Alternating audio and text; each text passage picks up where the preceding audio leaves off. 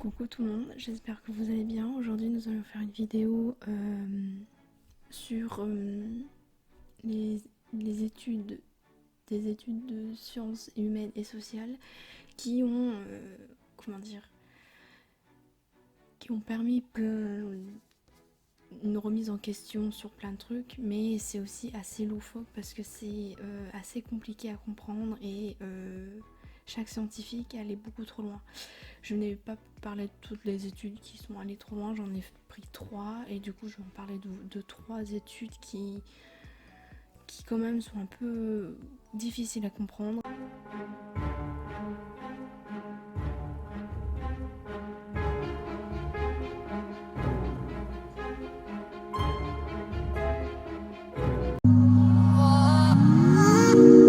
Donc si vous la comprenez pas, ce n'est pas grave.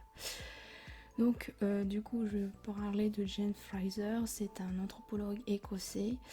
Il est dans la théorie à l'époque, à l'époque il était dans la théorie de l'évolutionnisme, donc à partir il y a une base qui a permis d'évoluer dans le temps pour arriver à aujourd'hui.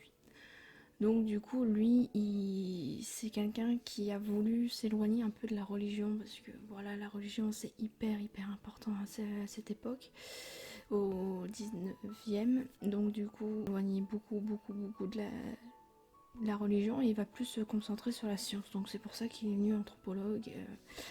Il a jamais fait de terrain et du coup, on appelle ça la science du fauteuil, un truc comme ça, je sais plus comment on dit. Du coup, il reste dans son fauteuil et il se documente avec plein de livres et tout. Donc, c'est ce qu'on va lui reprocher un peu dans l'étude que je vais vous expliquer, qui n'est pas allé sur le terrain pour vérifier ce qu'il a fait. Donc, du coup, je vais vous expliquer ce qu'il a trouvé suite à ces documentations et tout. Alors, déjà, l'œuvre qu'on va se parler, c'est Le Rameau d'Or.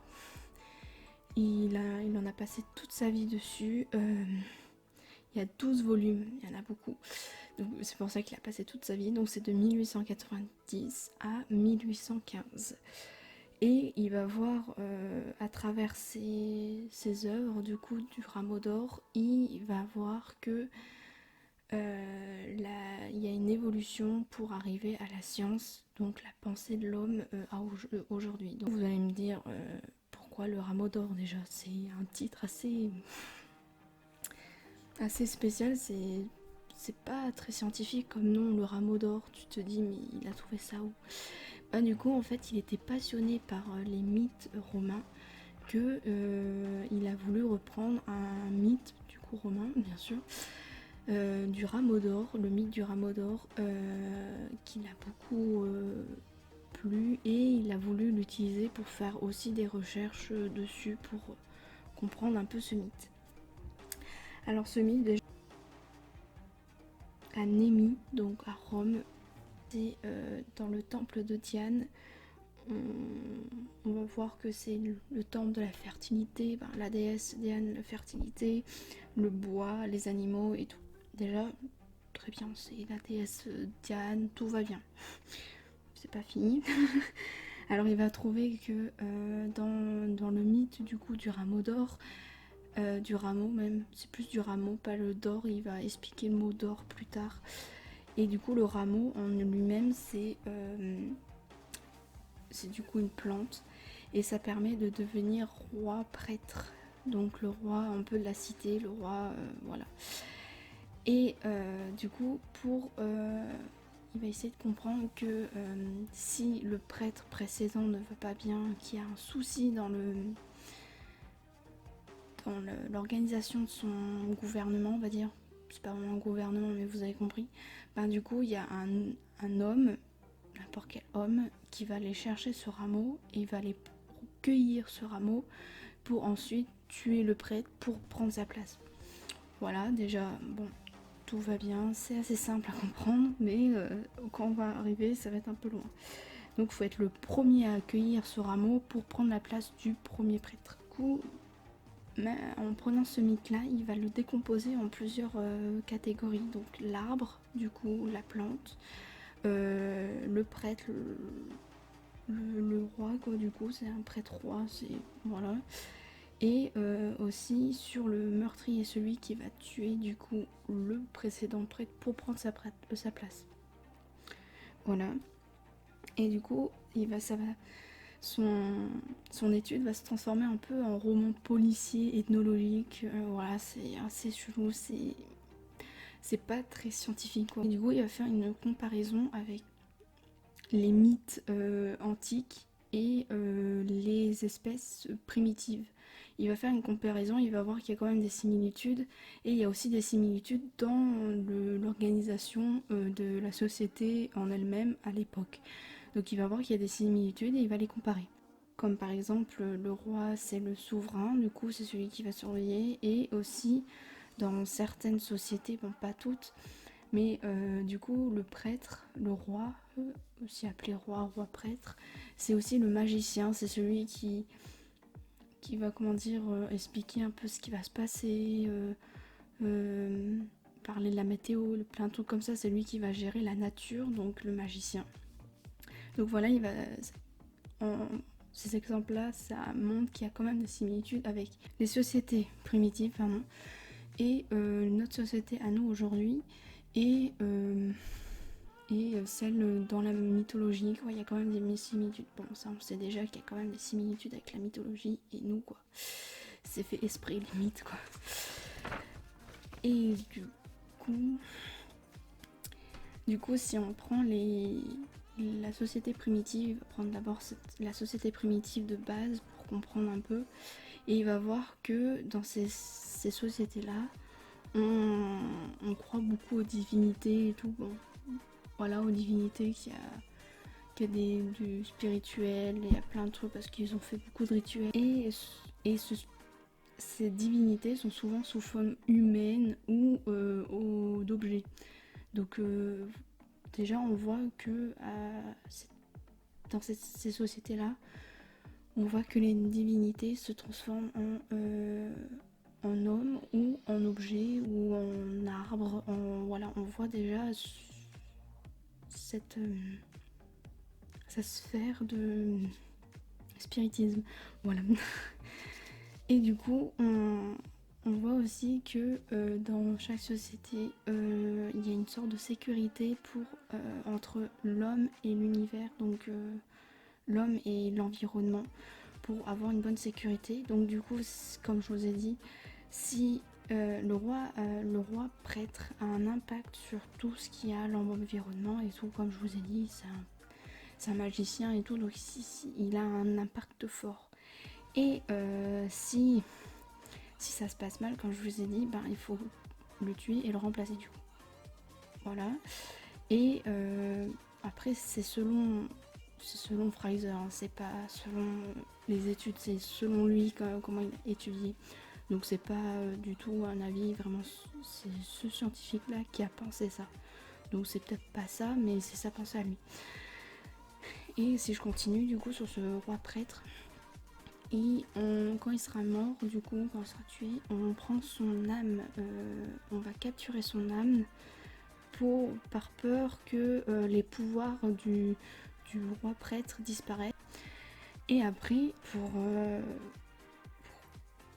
dans sa décomposition, il va prendre du coup l'arbre, la plante, et du coup il va voir que dans le culte des arbres, on voit, comme je vous ai dit, il y a des esprits à l'intérieur dans les sociétés primitives et tout.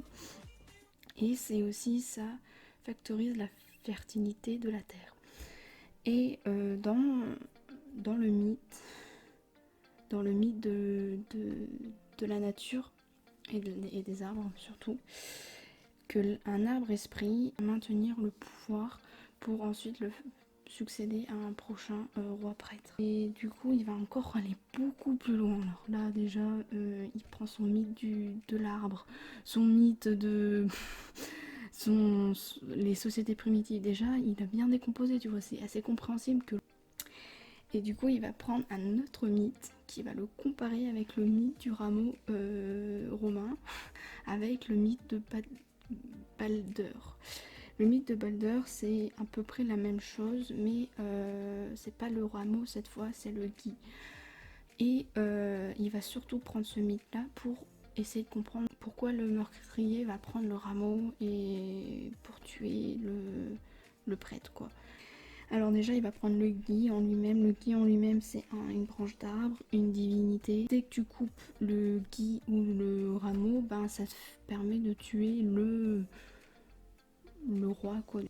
Et on va voir que le gui, en fait, représente le dieu en lui-même.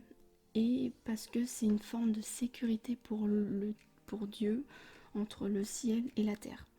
Après, il va prendre le mot or, du coup, de rameau d'or. Du coup, il va analyser ce mot or en fonction aussi de ce mythe-là de Balder. Et ce mot d'or signifie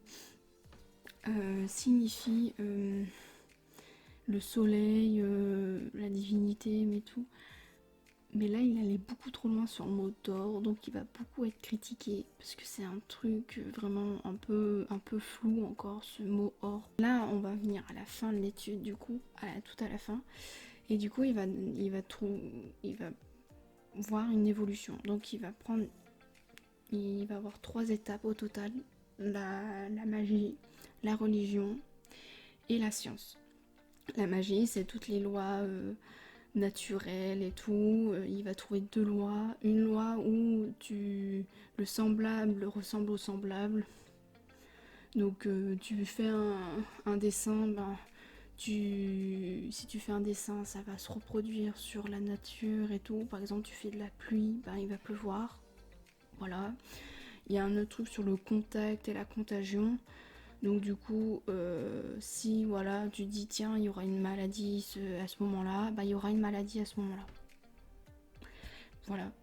Ensuite, dans la religion, il va expliquer que l'homme, comme il veut essayer d'avoir du pouvoir sur la nature, de pouvoir contrôler la nature, bah, il va voir qu'il a une incapacité de le faire. Donc du coup, il va se retourner à la religion. Et dans la religion, il va comprendre que dans le spirituel, il y a des phénomènes naturels euh, qui est provoqué par le spiritisme. Voilà, et ensuite la science, du coup, il va expliquer que l'homme va comprendre qu'il y a des phénomènes naturels qui est fait par la nature, et du coup, il va les étudier. Une deuxième, du coup, qui va être un peu plus courte. Par contre, elle date de 2009, donc elle date de récemment, celle-là. Et du coup, on va parler d'un sociologue, Hugues Lagrange. Hugues Lagrange, c'est un sociologue français cette fois-ci. Et il va faire une œuvre qui s'appelle Le déni des cultures. Et cette œuvre-là va être beaucoup critiquée et tout, et parce que, je vais vous expliquer, il va comment dire, donner trop son avis sur ce point de vue. Sur son point de vue, en fait, il va donner trop son point de vue parce que, comme je vous ai dit, en science, il faut prendre de la distance. Et là, il n'a pas pris trop de distance. On va faire une méthode ethnographique et de statistiques. Donc, il va comparer il va comparer les taux de décrochage et les taux d'absentéisme dans une classe. Dans n'importe quelle classe, mais c'est plus à Paris qu'il a fait ça. Et il va, on va dire, étudier entre guillemets 4400 élèves de 11 à 17 ans sur du coup le décrochage et l'absentéisme en cours. Et il va y passer pendant plus de 4 ans sur cette étude en comparant les taux, en voyant les listes des délinquants. Je sais pas pourquoi il a fait ça, mais voilà, il a pris une liste des délinquants et a dit tiens, ça, faut qu'on voit en fonction de ce taux-là. Est-ce que ça correspond à ce profil-là de délinquant? Est-ce que ce délinquant-là est absent parce qu'il est délinquant? Voilà, il y a plein de trucs comme ça.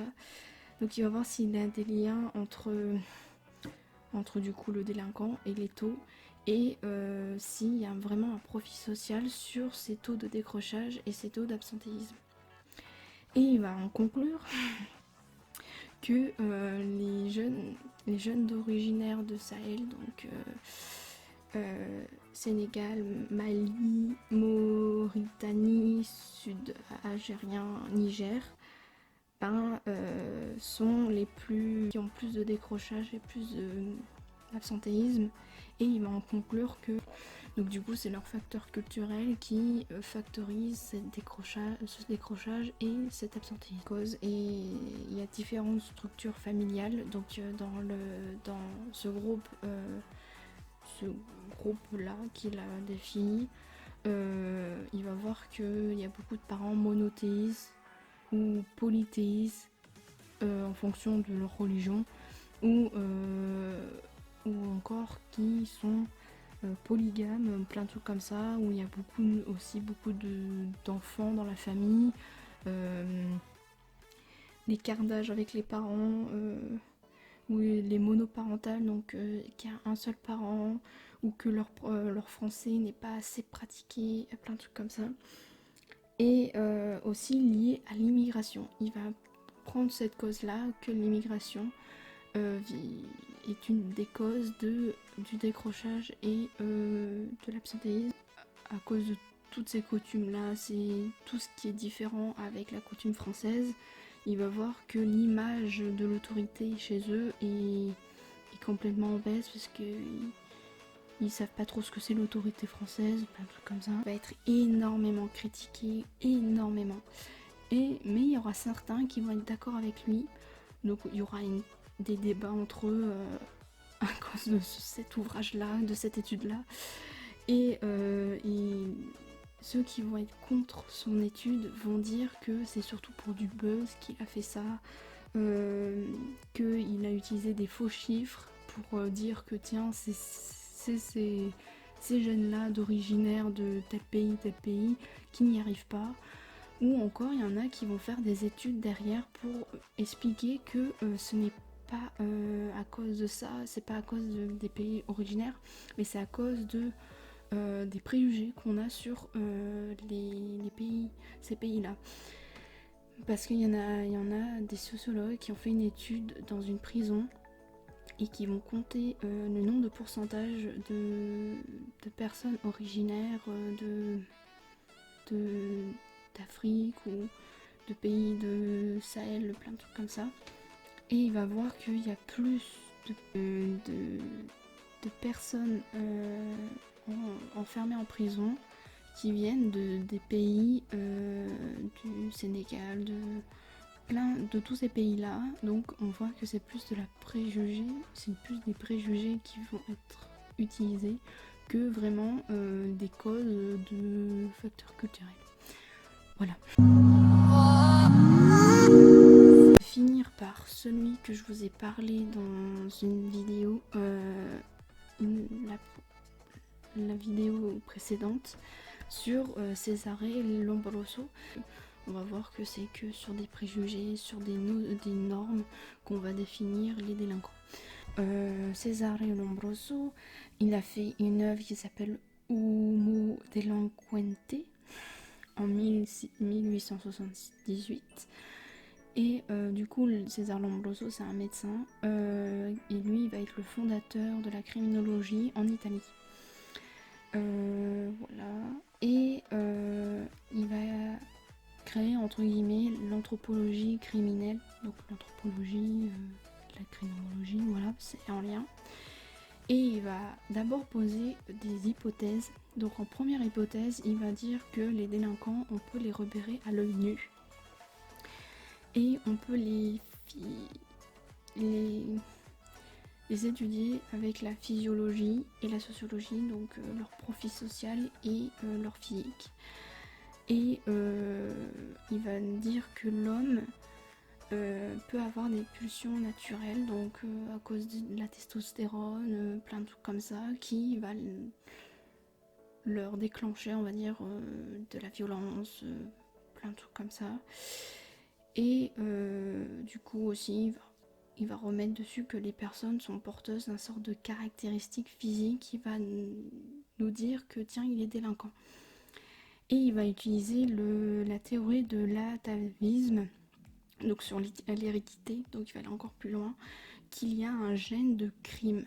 Donc ce gène de crime, c'est un gène qui est héréditaire dans la famille, qui va dire tiens, ce gène-là correspond à la délinquance. Comme ça, on peut les identifier plus facilement. Voilà. Et, et du coup, il va créer une thèse de criminel né. Et il va donner une définition du coup de la délinquance. Donc un délinquant, c'est une espèce particulière d'être humain reconnaissable de certains attributs physiques héréditairement transmissibles.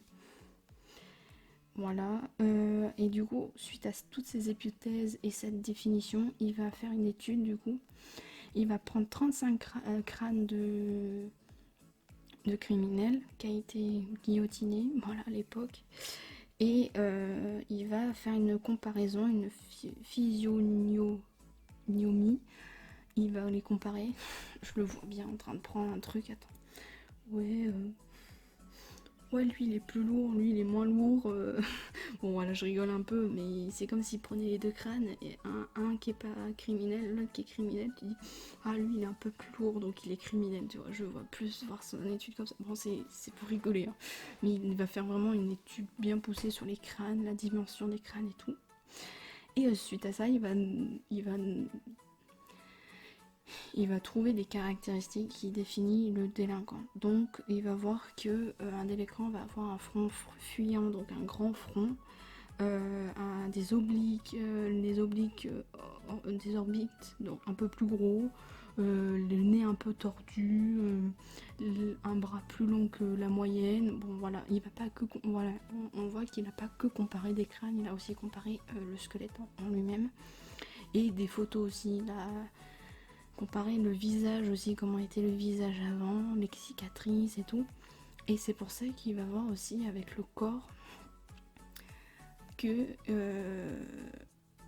on va revenir du coup au sujet que j'ai parlé dans la vidéo précédente, les tatouages, qui va signifier quelque chose de sauvage, donc qui peut définir la délinquance. Je vous ai expliqué un peu mieux tout ça sur le tatouage dans la vidéo précédente que je vous mets là. Je vous mets là plutôt. Voilà. Et par contre, on va voir que Cesare Lombroso a fait et dans un comment dire à son époque, il y a beaucoup de théories sur le racialisme, donc les théories de race, d'origine et tout, donc ça factorise un peu son point de vue à lui au niveau de la délinquance et tout, sur l'origine, sur la race et tout. Donc je pense qu'il a bien vu que tiens, lui il a la peau noire, donc lui c'est bon, il est délinquant. Lui il est d'un pays étranger, tiens c'est un délinquant. Voilà, on pense qu'il a fait aussi un truc comme ça, qui est dû à toutes les théories qu'il y a eu à son époque. Il va définir les personnes normaux et anormaux. Donc les anormaux, vous savez, c'est délinquants. Mais du coup, ce qui est intéressant, c'est que pour les gens normaux, il va les définir comme des honnêtes hommes. Le mot honnête, je vois pas d'où il vient parce qu'on peut être des normaux, entre guillemets, et ne pas être honnête.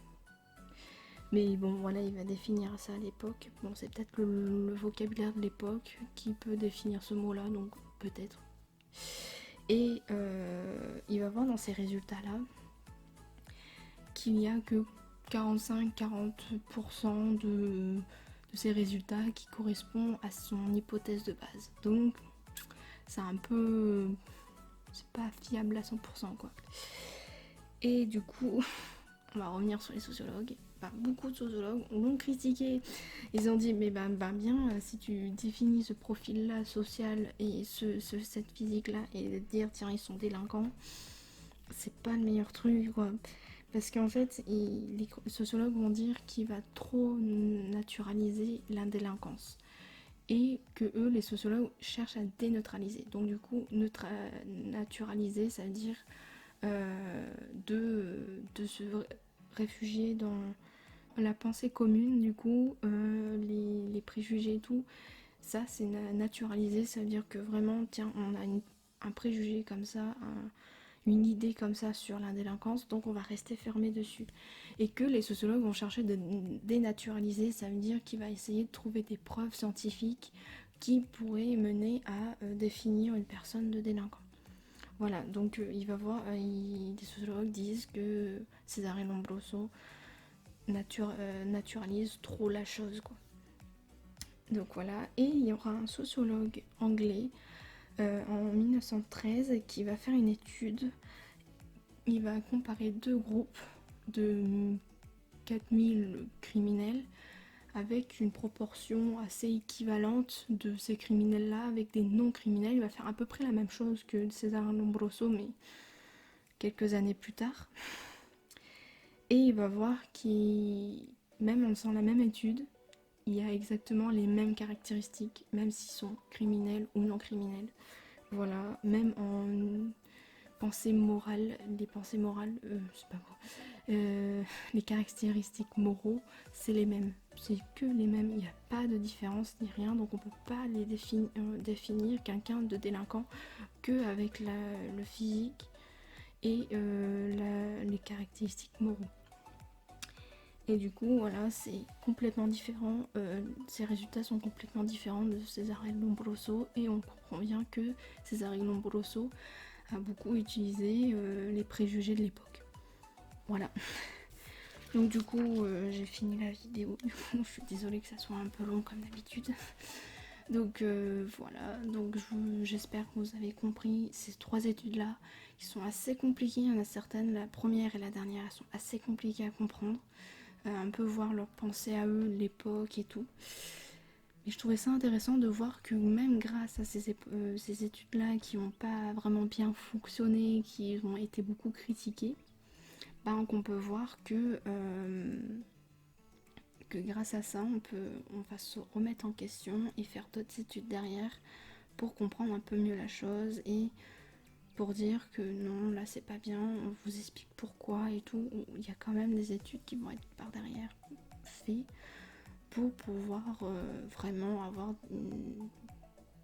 une nouvelle base pour pouvoir comprendre un peu mieux le milieu social quoi et l'humain quoi. Voilà, donc je vous dis à la prochaine et n'oubliez pas que chaque histoire laisse des traces et évolue constamment.